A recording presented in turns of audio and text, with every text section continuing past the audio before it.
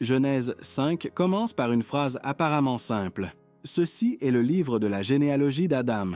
Beaucoup y voient une introduction évidente, mais peu réalisent à quel point elle est abrupte. Il n'y a aucune préparation, aucune explication du contexte, aucun lien direct avec ce qui précède. Soudain, nom, âge et descendants apparaissent. Mais qu'en est-il avant cela? S'il s'agit de la première généalogie humaine, pourquoi commence-t-elle au chapitre 5 plutôt qu'au chapitre 1? Qu'a-t-on donc omis? La Bible regorge de mystères, et parfois le plus grand d'entre eux est précisément ce qui n'est pas dit. Aujourd'hui, nous allons révéler un secret qui a été caché pendant des millénaires, une lignée qui existait avant Adam, et que la Bible elle-même a choisi de ne pas enregistrer. Mais avant de plonger dans ce mystère, laissez un j'aime, abonnez-vous à la chaîne et activez la cloche. C'est seulement ici que vous trouverez des révélations comme celle-ci, faites avec crainte, étude et profondeur. Et commentez ci-dessous. Croyez-vous qu'Adam fut vraiment le premier? J'aimerais savoir ce que vous en pensez et d'où vous nous regardez. Si vous êtes arrivé jusqu'ici, c'est parce que Dieu vous a guidé pour aider davantage de personnes à accéder à ce contenu. Le manque d'informations au début de la généalogie soulève une question délicate. Pourquoi Adam est-il présenté comme le point de départ si le texte précédent parle d'autres générations, des générations du ciel et de la terre? La Genèse, telle que nous la connaissons aujourd'hui, est-elle une continuation, un recommencement ou un récit incomplet de quelque chose de plus ancien, passé sous silence? Le terme même de « livre des générations » suggère l'existence de documents antérieurs. Qui les a rédigés et pourquoi n'y figure-t-il pas? On a l'impression que la Genèse commence soudainement, comme si elle arrivait au milieu d'une jeune histoire déjà en cours. De plus, le style généalogique de Genèse 5 contraste avec le récit précédent. Jusqu'au chapitre 4, nous voyons des événements, des dialogues, des décisions.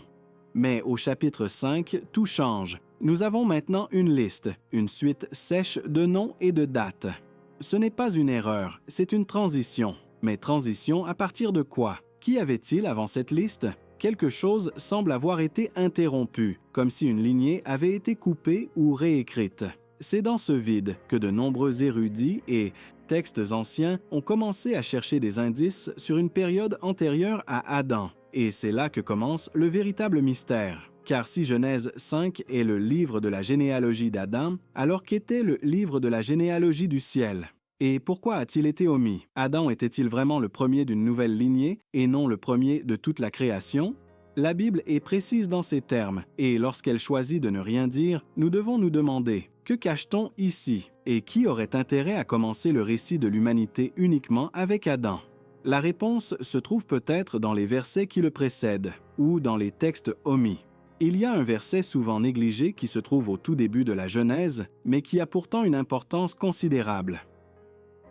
Genèse 2, 4 dit « Voici l'histoire des cieux et de la terre, lorsqu'ils furent créés. » L'histoire des cieux et de la terre, cette expression semble déplacée, presque étrange, dans le contexte du récit. Après tout, quand on parle de généalogie, on pense aux êtres humains, à la descendance, à l'héritage, à la lignée. Mais ici, avant même la naissance de l'homme, Dieu parle déjà de générations. Des générations de quoi? De qui? Certains érudits voient dans son mot dans ce verset un pont. Il relie le récit de la création de l'univers à la formation de l'homme. Mais d'autres suggèrent quelque chose de plus profond. Cette génération des cieux et de la terre implique des êtres spirituels, des entités célestes qui existaient avant la création matérielle que nous connaissons. Autrement dit, la première trace généalogique de l'existence n'était peut-être pas humaine, mais divine. Si tel est le cas, alors l'histoire de l'humanité s'inscrit dans une histoire plus vaste, que la Genèse ne détaille pas. L'emploi même du mot « génération » implique continuité, temps, succession. Il ne s'agit pas d'un acte isolé, mais d'une lignée, une lignée qui précède l'homme. Cela concorde avec d'autres passages des Écritures qui parlent d'anges, de principautés et de puissances, des êtres qui existaient déjà lorsque Dieu a fondé la terre. Job 38, 7 mentionne que les étoiles du matin chantaient ensemble et tous les fils de Dieu poussaient des cris de joie lors de la création. Qui étaient ces fils de Dieu? Et pourquoi n'apparaissent-ils pas dans la lignée de la Genèse? Le plus intrigant est peut-être le silence qui suit cette mention des générations du ciel et de la terre. Le texte n'explique rien, ne développe rien, mais poursuit simplement l'histoire d'Adam. On dirait que quelque chose a été volontairement omis. Un manuscrit ancien, un récit plus ancien, une connaissance censée rester scellée jusqu'au moment opportun. Le verset est là, mais son contenu semble avoir été supprimé, comme une première ligne sans développement, un titre sans chapitre. Et c'est dans cette absence que le mystère prend toute sa force. Dans la tradition rabbinique, d'étranges récits jettent un nouvel éclairage sur les débuts de l'humanité. Certains écrits juifs anciens mentionnent l'existence de 7 générations avant Adam. Des êtres spirituels qui existaient avant que l'homme ne soit modelé à partir de la poussière. Ils n'étaient pas humains au sens physique du terme, mais occupant des positions hiérarchiques au ciel. Ces idées ont été transmises sous une forme voilée par des rabbins et des maîtres mystiques qui avertissaient « Le monde n'a pas commencé avec Adam, il a été recommencé avec lui ». Et la première tentative de création spirituelle a échoué. Ces textes anciens, souvent appelés littérature midrashique ou kabbalistique, décrivent ces êtres comme des formes de lumière liées à la sagesse divine. Chacun représentait une tentative de manifester un aspect de la gloire de Dieu dans le cosmos. Mais selon ces traditions, aucun d'entre eux n'obéissait pleinement. Aucun n'accomplissait parfaitement le plan. Ils furent donc supprimés, oubliés. Leurs histoires furent passées sous silence par les générations suivantes. Au lieu de les consigner, la Genèse reprend de zéro. Adam, l'homme d'argile, au souffle divin. L'idée d'une création antérieure, imparfaite ou incomplète apparaît également dans les textes apocryphes. Dans certains d'entre eux, Dieu est présenté comme préparant la création par des ordres spirituels plutôt que physiques. Et à un certain moment, une rupture se produit, une désobéissance dans le monde invisible qui force le début d'une nouvelle lignée. Adam serait alors le premier représentant de l'espèce humaine dans un plan de rédemption, et non de création absolue.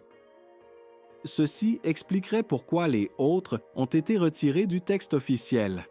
Leurs actes seraient trop dangereux pour être imités ou compris. Cette idée change tout.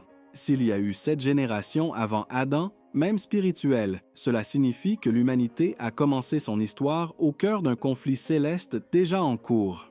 Adam n'inaugurerait pas le drame du salut, mais entrerait plutôt dans une scène déjà prête, avec des forces en conflit, des lignées déchues et un ciel marqué par des tentatives infructueuses. Le silence sur ces générations a peut-être été un acte de protection ou de censure. Et peut-être, en creusant profondément dans les racines de la tradition, redécouvrons-nous les échos de ces voix oubliées. Le livre d'Enoch, bien que ne faisant pas partie du canon biblique traditionnel, était largement respecté par de nombreuses communautés antiques, y compris certains des premiers chrétiens. Ces pages révèlent un fait étonnant. Des êtres spirituels, appelés veilleurs, étaient actifs avant la création visible de l'humanité. Ils veillaient sur la terre, recevaient des ordres et accomplissaient des fonctions spécifiques. Ces êtres n'étaient pas des anges ordinaires. C'étaient des personnages investis de responsabilités célestes directement liées au plan de Dieu. Et tout cela avant Adam. Ce qu'Enoch nous montre est une chronologie inversée, où le monde spirituel opérait déjà avant la révélation de la lignée humaine. Ces veilleurs sont décrits comme les gardiens de la création, et certains d'entre eux se corrompent, donnant naissance à la célèbre rébellion qui précède le déluge. Mais peu de gens réalisent l'époque à laquelle cela se produit. Le livre suggère que ces événements se sont produits avant même la formation d'Adam.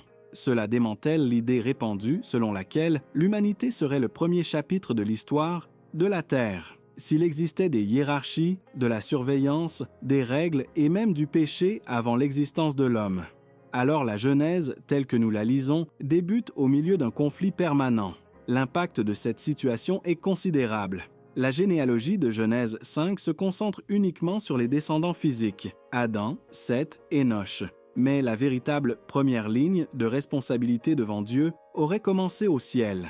Les veilleurs auraient alors été les premiers à se voir, confier un rôle direct dans l'histoire de la création. Par leur échec, ils ont ouvert la voie à l'émergence d'un nouveau type d'être, l'homme. Adam ne constitue donc pas un commencement absolu, mais une réponse divine à un échec antérieur. La Genèse ne commence pas une histoire, elle en poursuit une déjà en ruine. C'est pourquoi le silence des Écritures sur les veilleurs est si significatif. Non pas par manque de connaissances, mais par choix. Enoch comble ces lacunes et c'est peut-être pour cela qu'il a été retiré du canon. Il en dit trop. Il révèle qu'il y avait des êtres avant nous, qui ont échoué avant nous, qui ont déformé le plan divin avant même que l'argile ne prenne vie. Lorsqu'il réalise cela, la figure d'Adam prend toute sa dimension. Il n'était pas seulement le premier, il était celui qui a dû recommencer l'histoire au milieu des cendres d'un ciel marqué par la rébellion. Une question inévitable se pose. Pourquoi la lignée précédente, si elle a bel et bien existé, aurait-elle été effacée des textes canoniques? S'il existait des documents, des traditions, voire des manuscrits parallèles mentionnant ces êtres ou les générations précédentes, qu'est-ce qui a motivé leur exclusion? Une réponse possible réside dans le risque doctrinal. Les chefs spirituels de l'Antiquité craignaient peut-être que ces informations soient mal interprétées, voire idolâtrées. Effacer une lignée, c'est aussi effacer son influence, rompre son lien avec le peuple. Le silence de la Genèse n'est peut-être pas une absence, mais un voile délibéré. Un autre facteur serait la nécessité de protéger le plan de rédemption. Si la Bible se concentre sur le Christ comme rédempteur de l'humanité, toute distraction impliquant des êtres antérieurs, des histoires spirituelles complexes ou des lignées célestes pourrait détourner l'attention de cet objectif. L'apôtre Paul lui-même met en garde contre des fables et des généalogies sans fin, suggérant que des récits alternatifs circulaient effectivement à l'époque et que ces récits étaient confus. En effaçant la lignée antérieure, les anciens ont préservé le lien direct entre Adam, la chute et la promesse du salut. Mais il existe une possibilité encore plus profonde. Le silence aurait pu être imposé par le ciel lui-même. Tout comme il y a des livres scellés dans l'Apocalypse, il pourrait y avoir des vérités spirituelles scellées par Dieu lui-même jusqu'au moment opportun. La disparition de certaines généalogies, noms et récits ne serait alors pas une faute humaine, mais un mystère divinement maîtrisé, un secret gardé jusqu'à ce que les yeux avisés soient prêts à voir. Et c'est peut-être pourquoi tant de textes apocryphes parlent de révélations réservées aux derniers jours. Effacer une lignée, c'est comme réécrire le début d'une histoire. Et cela change tout ce qui suit. Si Adam était précédé d'une lignée spirituelle, alors le péché humain ne fut pas la première perturbation de l'univers. La chute de l'homme serait, en fait, le reflet d'une chute antérieure dans les cieux. Cette perspective reconfigure la Genèse comme un document de restauration et non d'origine, et elle nous invite à rechercher non seulement ce qui est écrit, mais surtout ce qui a été effacé. Dans certaines traditions anciennes et mystiques, on parle d'une entité particulière, un être de lumière, qui existait avant Adam, portant en lui le reflet de la gloire divine. Cet être n'était pas un humain tel que nous le connaissons, mais il n'était pas non plus un ange ordinaire. Il reçut un nom, une mission et une place dans le plan de la création. Et, selon ces récits, son nom fut effacé de la mémoire des hommes après un événement marquant sa chute ou son départ. Ce nom, lié à la première lignée de lumière, précédait l'argile, le souffle et même l'Éden.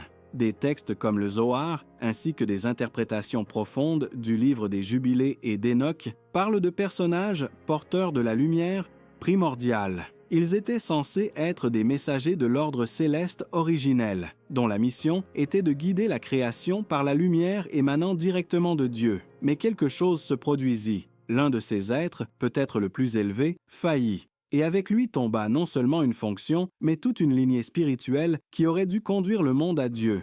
Avec la chute de cet être vint le silence. Son nom fut effacé, sa mission fut annulée, et à sa place, l'argile prit forme. C'est pourquoi certains érudits suggèrent qu'Adam fut ressuscité pour remplacer les autres. Un nouveau départ, certes, mais aussi une tentative de restaurer ce qui avait été perdu. Dieu forma Adam à son image et à sa ressemblance, non pas parce qu'il ne l'avait jamais fait auparavant, mais parce qu'il allait désormais le faire avec chair et âme. La lignée de lumière avait échoué sur le plan spirituel. Maintenant, le plan allait prendre forme, littéralement. Adam serait le fils de la seconde chance, le début d'une nouvelle lignée qui devrait porter, avec poids et douleur, l'héritage de quelque chose qui s'était déjà effondré. L'idée qu'il existait un nom avant Adam, caché par l'histoire, oublié dans les textes, est aussi puissante qu'inconfortable. Après tout, si ce nom a été effacé, c'est pour une raison, peut-être à cause du danger qu'il représente. Peut-être parce que le connaître, c'est comme allumer une torche dans une grotte oubliée et voir ce que nous ne devrions pas voir. Mais ce nom résonne encore entre les lignes de la création, dans les généalogies interrompues et dans les soupirs des prophètes qui, sans comprendre pourquoi, savaient que le commencement de l'homme n'était pas exactement le commencement de tout. Dans certains écrits juifs anciens, notamment des fragments du Midrash et du Targum, on trouve des mentions énigmatiques d'une génération déchue antérieure à l'humanité, des êtres qui ont foulé la terre avant Adam, mais dont l'existence n'est pas mentionnée dans les Écritures. Ils auraient participé à une tentative céleste d'établir l'ordre dans le monde visible. Mais un dysfonctionnement s'est produit. Ces êtres, bien que glorieusement formés, auraient transgressé les limites fixées par Dieu. De ce fait, leurs noms, leurs actes et leur existence ont été complètement effacés des textes inspirés. Une lignée entière de la création, effacée des annales. L'idée d'une génération indescriptible n'est pas nouvelle. Elle apparaît, avec des nuances diverses, dans les traditions rabbiniques, gnostiques et même musulmanes. Selon ces traditions, Dieu a créé des mondes avant le nôtre et dans chacun d'eux a mis à l'épreuve les principes de justice, d'adoration et de liberté. Et chaque fois qu'une génération échouait, elle était détruite, non seulement physiquement, mais spirituellement, comme si elle n'avait jamais existé. La génération déchue qui précéda Adam serait la dernière de ces tentatives ratées. C'est pourquoi la Genèse ne commence pas par l'origine de toute chose, mais par le nouveau commencement permis. Il est curieux que la Genèse elle-même mentionne, presque symboliquement, le chaos qui précède l'ordre. La terre était informe et vide, et les ténèbres couvraient l'abîme. Cette description concorde avec ce que suggèrent de nombreuses traditions à propos des vestiges d'une création antérieure, comme si Dieu préparait un monde nouveau, sur les ruines d'un autre. Et si Adam est apparu après le chaos, peut-être n'était-il pas le premier homme du temps, mais le premier après la chute d'une génération oubliée. Le silence biblique sur cette génération pourrait être une réponse de miséricorde ou de jugement. Cette idée modifie notre vision de la chute d'Adam, car s'il succédait à une génération déchue, sa mission n'était pas seulement d'obéir, mais de réparer. Adam serait le lien entre un passé détruit et un avenir racheté. L'Éden n'était donc pas seulement un jardin de délices, mais une nouvelle épreuve, une étape de reconstruction. Ce que la génération précédente n'avait pas réussi à accomplir, Adam allait devoir l'essayer corps et âme, et dans la douleur. C'est peut-être pourquoi le combat spirituel est si intense dès les premiers chapitres, parce que le monde que nous connaissons est né sur les cendres de quelque chose que Dieu ne voulait plus enregistrer. Et si tout ce que nous savons d'Adam était inversé? Et s'il n'était pas le commencement de l'humanité, mais au remplacement d'un être antérieur ayant échoué? Cette hypothèse transforme radicalement notre lecture de la Genèse. Le verset qui dit que Dieu forma l'homme de la poussière du sol et lui insuffla le souffle de vie nous révèle peut-être quelque chose de plus profond. Ce souffle n'était pas seulement une création, mais une restauration. Un nouveau départ. Adam aurait été façonné non seulement pour exister, mais pour réparer, pour réécrire une histoire ternie avant son arrivée. Considérer Adam comme un substitut expliquerait le caractère solennel de sa création. Il n'est pas simplement une créature, mais image et ressemblance de Dieu, doté d'autorité, de responsabilité et d'une destinée prophétique. Sa formation n'est pas précipitée. Dieu le place dans un jardin déjà préparé, lui donne des instructions précises et, surtout, l'avertit des conséquences de sa désobéissance. Tout cela indique qu'Adam a été placé dans un contexte où l'échec avait déjà eu lieu.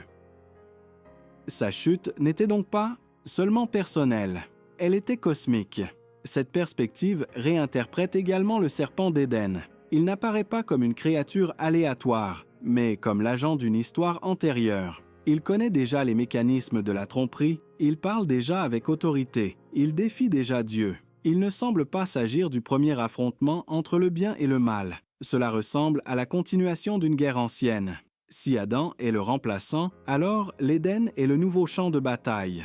Et le péché de l'homme n'est pas le début du chaos, mais le reflet d'une rébellion plus ancienne qui résonne encore. Tout cela nous amène à un point central. la Genèse ne parle pas d'une origine absolue, mais d'une tentative divine de restaurer la création. Adam est le personnage central de ce plan. Un homme au cœur des forces spirituelles, un souffle de Dieu entouré des souvenirs d'une lignée éteinte. Et c'est peut-être pour cela que son erreur a eu de si graves conséquences. Il a emporté non seulement sa mission, mais aussi l'héritage silencieux d'un monde antérieur qui devait être réparé. Et par sa chute, Adam n'a pas seulement perdu l'Éden, il a ravivé un conflit ancien qui perdure encore. Bien que la Genèse ne mentionne aucune lignée antérieure à Adam, des échos subtils en transparaissent tout au long de la Bible, des indices presque cachés suggérant une préexistence. Dans Ésaïe 14 et Ézéchiel 28, nous trouvons des descriptions d'êtres qui marchaient dans l'Éden de Dieu et qui ont chuté par orgueil. L'un d'eux est appelé le chérubin oint, créé parfait dès le commencement. Mais de qui parle-t-on ici? Ces passages ne semblent correspondre à aucun caractère humain. Sont-ils en rapport avec une époque antérieure à l'homme ou avec une lignée préadamique? De plus, le livre de Job contient un autre détail fascinant. Lorsque Dieu répond à Job au milieu de la tempête, il lui demande « Où étais-tu quand je fondais la terre, quand les étoiles du matin chantaient ensemble et que tous les fils de Dieu poussèrent des cris de joie ?» Ces fils de Dieu sont mentionnés comme étant présents à la création, avant l'existence de l'homme. Cela soulève une question inévitable. Qui étaient ces êtres et pourquoi les entendons-nous si peu parler d'eux dans les généalogies humaines? Même dans le Nouveau Testament, on trouve des traces de ce contexte oublié. Jude 1,6 parle d'anges qui n'ont pas conservé leur état originel et ont été jetés dans des chaînes éternelles. Apocalypse 12 décrit une bataille au ciel avant l'incarnation du Christ, impliquant un dragon et ses anges précipités sur terre. Tous ces passages semblent construire un scénario de conflit antérieur à l'humanité. Il ne s'agit pas d'histoire concernant l'homme, mais d'histoire antérieure à l'homme. Des fragments d'un récit antérieur à Adam. Ces échos, disséminés dans les Écritures, agissent comme des fissures dans un mur qui tentent d'occulter le passé. La lignée oubliée n'est peut-être pas écrite directement, mais ses traces sont omniprésentes. Et lorsque nous assemblons ces pièces, nous réalisons que la Bible est muette non par ignorance, mais par choix. Il existe un plan divin pour garder certains secrets cachés jusqu'au temps fixé. Mais pour ceux qui ont des yeux pour voir, les lignes entre les lignes des Écritures parlent et révèlent que la Genèse n'était pas le premier chapitre, mais ce qui restait à raconter. Si tout cela est vrai, s'il y a eu une lignée avant Adam, si un nom a été effacé, un plan déjoué et une génération déchue, alors nous devons réévaluer ce que nous appelons le commencement. La Genèse serait bien un nouveau commencement, certes, mais pas le premier. Adam n'aurait pas marqué le début de l'histoire humaine, mais le moment où Dieu a décidé de relancer le plan avec une création capable de racheter ce que les précédentes avaient détruit. Et ce silence sur tout cela? Peut-être était-ce un choix divin, non pas pour cacher, mais pour préparer le cœur de ceux qui chercheraient avec foi et crainte. Cette hypothèse nous aide également à comprendre pourquoi tant de textes anciens parlent de livres perdus, de sagesse scellée, de noms inscrits puis effacés du ciel. L'Apocalypse mentionne des rouleaux que nul ne pouvait ouvrir, sauf l'agneau. Daniel reçut l'ordre de sceller ses paroles jusqu'au temps de la fin. Il existe un schéma. Les vérités n'ont pas été détruites, elles ont été conservées. Le véritable commencement se trouve peut-être parmi ces vérités cachées, attendant le moment où les yeux avisés, poussés par la foi, seront prêts à voir ce que la Genèse n'a pas pu révéler. Et si le véritable nom d'avant Adam résonnait encore dans les cieux? Et si, au plus profond de notre mémoire spirituelle, nous pressentions que l'histoire a commencé avant même qu'on nous l'ait annoncée? Les Écritures nous avertissent de la fin des temps, où ce qui était caché sera révélé et ce qui était scellé sera ouvert. Et peut-être ce commencement alternatif, cette lignée cachée, fait-elle partie de ces révélations à venir, non pas pour réfuter la parole, mais pour la compléter, pour montrer que Dieu a toujours eu le contrôle, même lorsque l'homme n'en a vu que des fragments. Alors, quand vous relirez « Ceci est le livre de la généalogie d'Adam », rappelez-vous, ce n'est peut-être pas la première page de l'histoire, juste la première page que nous avons eu le droit de voir. Le reste, il se trouve entre les lignes, dans les textes perdus, dans les échos d'une lignée effacée. Et peut-être, le jour venu, Dieu lui-même nous montrera-t-il comment tout a réellement commencé. Si ce contenu vous a touché et vous a fait voir la Bible sous un nouveau jour, ne quittez pas la chaîne sans vous abonner. Activez la cloche, aimez et partagez-la avec quelqu'un qui a besoin de connaître la vérité cachée depuis des siècles. Et maintenant, nous avons un petit plus, notre espace membre. En devenant membre, vous nous aidez à continuer de produire des vidéos comme celle-ci, riches en recherche, en respect et en révélations que beaucoup ne veulent pas vous dévoiler. Cliquez simplement sur le bouton « Devenir membre » ci-dessous. En plus de soutenir ce projet, vous aurez accès à du contenu exclusif, à des spoilers sur les prochaines vidéos et pourrez nous aider à choisir les sujets les plus percutants. Rejoignez-nous, répandons la vérité ensemble.